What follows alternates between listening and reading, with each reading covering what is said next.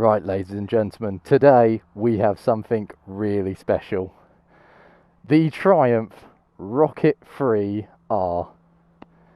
I'm not even going to say much. Let's just get riding.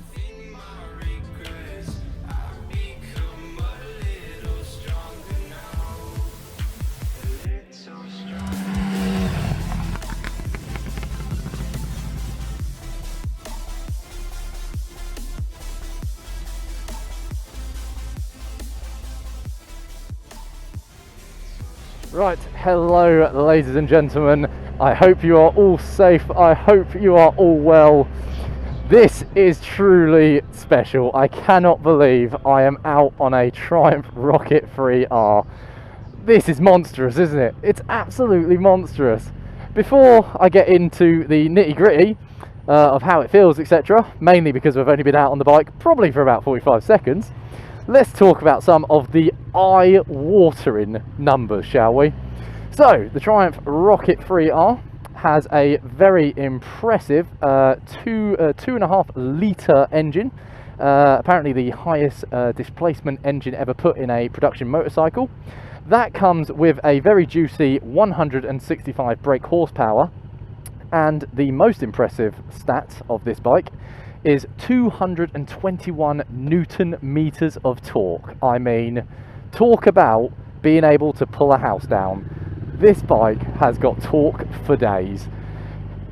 So, with all of the boring nitty gritty numbers out of the way, let's get some riding done and I'll tell you how it feels. So I'll go down the pole. Oh, some nice potholes there. Traction control light was flashing at me, so that's had to kick in. Must have lost the rear maybe for a second. So the bumps, not as bad as what I might have feared. It's fair to say on this bike we do have some upside down forks on the front, which do seem to give about an inch or so. So not the worst in the world. The rear seems a little bit better. Not sure exactly what measurement it's given. However, when talking about the suspension, it should be worth saying that both the front and the rear are fully adjustable on every single setting. I would probably advise, if you are going to buy something as specialist as this bike, that you would have it professionally set up, as you're going to then get the better feel and probably the most out of the bike. With that said, oh, look at this. It is a big old heavy bike, but it seems to handle pretty well. I say it's a big old heavy bike. It's apparently 14 or so kilograms lighter than the previous generation Rocket Free. I wouldn't have guessed that if you'd told me. I'd have surely thought this was a bit bigger, but I suppose all that modern fairing work, that must get the weight down just a tad. That is fantastic. Obviously, as you expect, super punchy. Super punchy. We haven't opened it up yet. We're still in road mode. You best believe we are getting to sport mode. I almost ran into red there. Can you tell I haven't rode the bike before? Am I a rookie? Yes, I am. Right, getting a great test here. A little bit of filtering on the Rocket Free. It's a strange feel. I'll say that for a fact, because I'm sure that the bike is lighter apparently than the previous generation, but it's still a hefty bike. I don't know exactly how much it weighs, but it is hefty. But the weird thing is look, that steering is super light, and I mean super light. It's like butter. It's incredible, to be honest. So it completely throws my mind. I'm thinking one thing, and the bike's completely the opposite, and it's behaving probably how you'd want your bike to behave in that respect. You want a nice operating, handling bike, nice side to side action. I have to say, that's what you get. So let's talk technical stuff, shall we? Obviously this bike has everything you would expect. You've already seen that I've activated the traction control. It's obviously got ABS, it's got cornering, I believe it has cornering assist. I'll tell you what it has got that is very fancy. It has got a torque assisted hydraulic clutch. What that basically means is slip assist. Now, this has slip assist, because of the amount of torque it's got. You need slip assist. Without it, oh boy, I can only imagine what ripping this in first gear would be like at a junction or a red light. You would fly, and well, maybe you would fly, maybe you wouldn't. Maybe the rear wheel would just swerm about or something, but that's crazy. Other than this, we have 4 riding modes. So we have road, rain, sport, and then custom. Road was nice, actually, to be fair. It was pretty easy, wasn't too jerky. We're in sport at the moment, however I am slightly concerned that due to traffic I might not get to use it at its full potential, but hopefully that will just clear up for us. We cannot have a Triumph rocket 3R video, can we, without me giving it the big uns. Okay, right, I think it's now.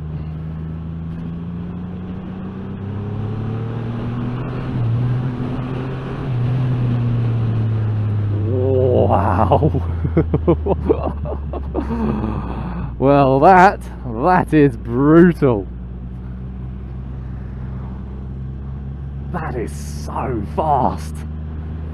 It doesn't yank me though the way I would. I was actually thinking it was going to be ferocious, but I tell you what, there must be so much technology going on in that engine. Red has told me that even when it's stationary and neutral and you rev it up, it still does sort of jerk.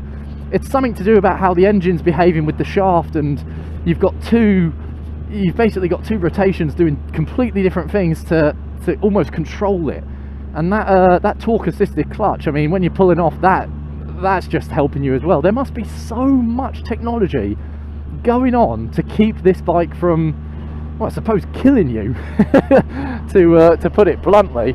There must be so much technology.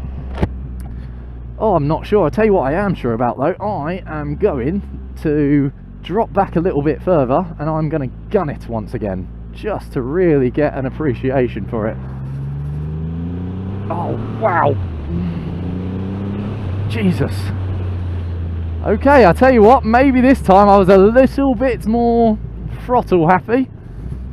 And I think now I've got the response I wanted. Forget everything I just said. It's pointless. It's pointless. It's a lie. It is a lie. The bike is an animal. Disclaimer. Don't go on it and go, oh, well, Rhythmic said it was... No, it's an animal.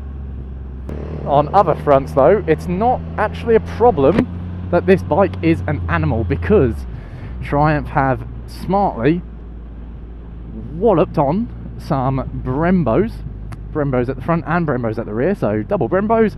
They're gonna absolutely stop you in a heartbeat, of course, especially on those massive ginormous discs. I'd love to know just how crazy the pistons are. This bike is phenomenal. I'll tell you what, these corners, I was really a bit nervous about how I was going to get on with this, but wow, you can throw it. You can. I know I wasn't throwing it, I wasn't exactly doing crazy speed, but that is mainly due to the traffic. I'll tell you what, I'd love to have a go on this bike. I don't know, on an area where I know the roads better and the traffic's a lot easier. I wonder what speed you could get round the corner. Oh, I really do. As a lot of Triumph, if not all the Triumphs that I've ever rode, traffic and everything like that is not his friend. The bike is very warm at the moment. Thankfully, your knees and your thighs don't exactly sit on the engine, the tank, the massive tank, which literally looks like you could eat your dinner off it. It's big enough to probably hold a hot plate or something. Yeah, that keeps your knees and your thighs just neatly off this ginormous lump of an engine thumbed in there. To be honest, I think the engine is the main. I know that's going to sound ridiculous, but hear me out. I honestly think this is more of an engine than a motorcycle. I think the motorcycle aspect of things, that's extra. Oh, what's that? You got 2 wheels, you got the clutch, you got your gears, you got your you got your LED lights, blah blah blah blah. It's all extra. The engine is a phenomenal engineering achievement. It's breathtaking. but they've nailed it in the sense of it's not too difficult to ride. I wasn't nervous about riding the Triumph Rocket 3, but you have to be real. It's a 2.5 litre bike, you know, 221 newton meters of torque. I mean, come on. You know, I don't even think I've ever drove a car with that much torque. I don't even think, I honestly, that is crazy amounts of torque. And you feel it now in sport mode, definitely. I am so glad. I'm so glad how well I'm getting on with this.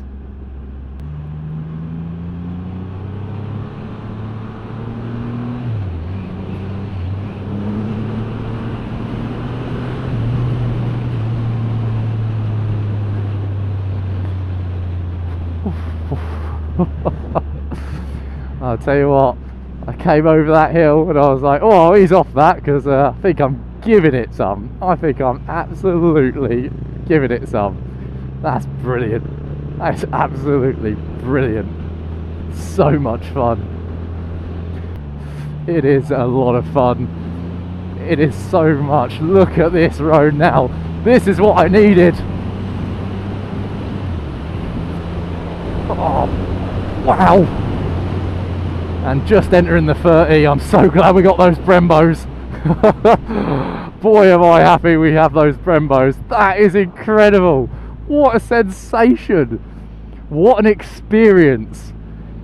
You have to get out on one of these bikes. It's an honour.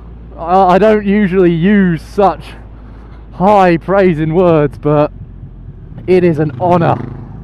It is an honour to ride this bike. Wow, that was fun. I want to do it again. Right, well, just because we're going to enter the towny centre bit, I'm going to talk about the dash and everything going on here.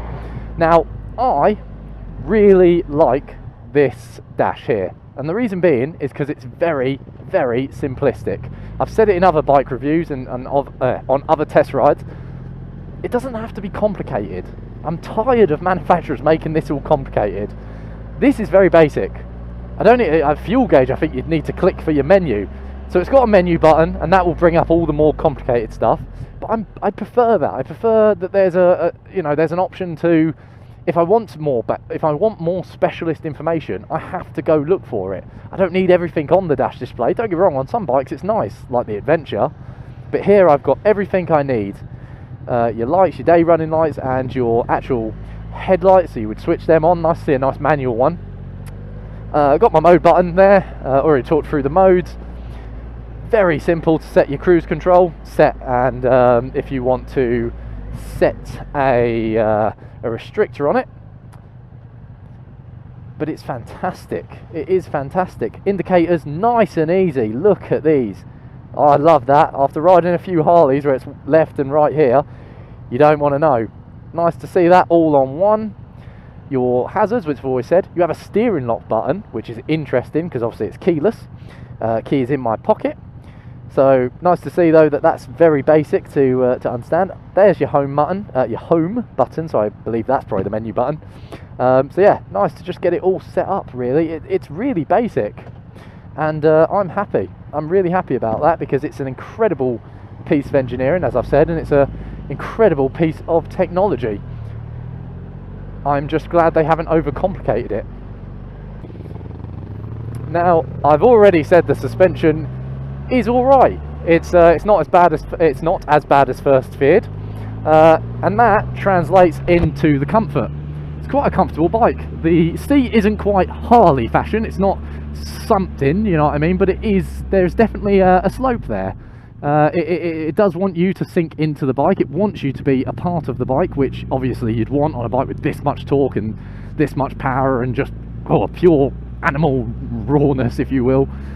So that's lovely. I could definitely enjoy long rides on this. Remember, this is the R. Now, apparently, the GT is much more comfortable. That's simply because of the GT is more comfortable, and that's because it's the Tourer version, if you will. This is more the cruisery version, shall we say. But I believe you can get the same pegs.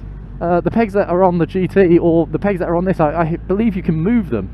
I don't know it for a fact, but I read somewhere that you can do that. So I'm sure if you bought the R and that is true, you could just move the pegs a bit forward if you want a bit more of a cruisery feel, or if you have the GT, you can move them back if you want a more sporty feel. For me, riding sport tourers, this is much better for me. This is what feels more like home, if you will. So I'm definitely not complaining. I would probably, out of the two, I haven't rode the GT, yeah, probably have that. And there's not much price difference in it either. I think maybe £700 or £800 separate the two. So yeah, I'm not sure what's fully included as well with the GT, but I hear it is more comfortable. So bear that in mind if you are planning to go out, test ride one or buy one. You might want comfort over, well, over sporty comfort, I imagine. I'll tell you what, I've mentioned it, but I didn't talk about it enough. That torque assisted hydraulic clutch is beautiful. It really is the business. I just feel a lot more confident knowing that that's there. You can actually give a lot of power on the clutch, and I was a bit worried because I read somewhere that it had an interesting biting point, but no, so far it hasn't been interesting. It's been really simple. Today, me and Red have test rode a Sportster S, and the bite point on that clutch was practically pretty much out.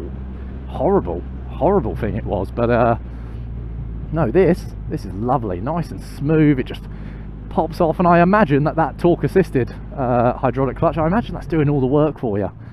You're probably not doing anything. You're probably just pulling it in, giving it some throttle. But realistically, it's not like another bike where you got to, I don't know, find the right revs, find what's the nicest part, find what the bike's like. It doesn't matter. This bike will do all that for you. It knows what it likes. It's an intelligent beast. So let's talk about value for money. Let's talk about price, shall we?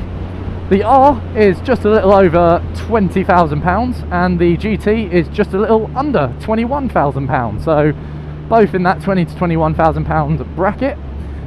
For that you get obviously 2.5 litres of engine, which is pretty much bigger than the two bikes, the car that's sitting at my house. So that's insane to me, and probably added in Red's bike as well. Yeah, you could throw that in there if you want, and yeah, this probably still has a bigger engine than all of that. It's mental, isn't it, that? You obviously get all the fancy gizmos, the ABS, blah blah blah, corner assist, etc. You'd expect it now, wouldn't you? 20,000, over 20 grand, it's a lot for a bike, isn't it? It's a lot for a bike, but is it a lot for this bike? Because I don't know, I'm still really struggling in my head. I'm struggling to think where this bike goes, and what I mean by that is who buys this bike and what do they use it for? Is this the weekend warrior, or is this this couldn't be a daily? Could it? Should it? I don't know. But at the same time, I feel if it's just a weekend warrior, I feel like it's wasted. This one isn't the Tourer, that's the GT, so I'd understand who'd buy that. If you literally just want a bike to go on holiday with or whatever, something that maybe does see a few outings in the summer months but goes away for winter, and whenever you go to France or whatever, you get that out. I understand that, fine. But who buys this one? Is it the same gentleman, or is it the same person, or is it slightly different? I don't know. I really don't know. So if you have an idea, if you are a Triumph sales rep, you just so happen to be on here, let me know. Of course, it's targeted for everybody. Everybody, I suppose, could ride it, but you have to be. I suppose you just have to be not cautious, because that's the wrong word. If you're cautious, you let the bike dominate you. You cannot do that with this thing. You cannot do this at all. So be powerful, be meaningful, get the most out of the bike, but have your wits about you. This bike definitely needs your wits. Yeah, you good? I'll let him come in. There you go. Have your wits. See, we were one step ahead of the game. Cornering on this thing it's a dream. It really is a dream. Get one of these out, get one of these out. If you're watching this and you've got to this point, book in a test ride, please. Do it for me. Do it for me. You will not regret it. You will not regret it. I am a bit envious of anyone who has either got one of these or is bought one and it's in waiting, or is thinking, or is, you know, going to buy one. These are special, and I don't say that a lot. These are special. A special creation. Well done, Triumph. Really well done. So guys, I'm going to wrap up the video here. It's been I say it again, it's been an honour to ride this thing. Just look at it in all of its beauty. That massive lump, that huge lump, is breathtaking. As I said about the single-sided swing arm, absolutely gorgeous. Maybe there'll be some mods of stuff like this, maybe bigger rear huggers. But I love how clean that all is, nice and smooth over here, so easier to clean, not a lot of horrible gaps hidden anywhere. Brilliant stuff, absolutely brilliant stuff. What more is there to say? What more is there to say? It is a breathtaking machine. Thank you so much to Triumph in Watford, Triumph North London it is, for letting me take it out, and yeah, thank you guys so much for watching. Drop in a comment what you think. Always like, and if you're new to the channel, please subscribe. Follow me on Instagram, TheRhythmicBiker, and yeah, until the next time, thank you for watching. Cheers, guys.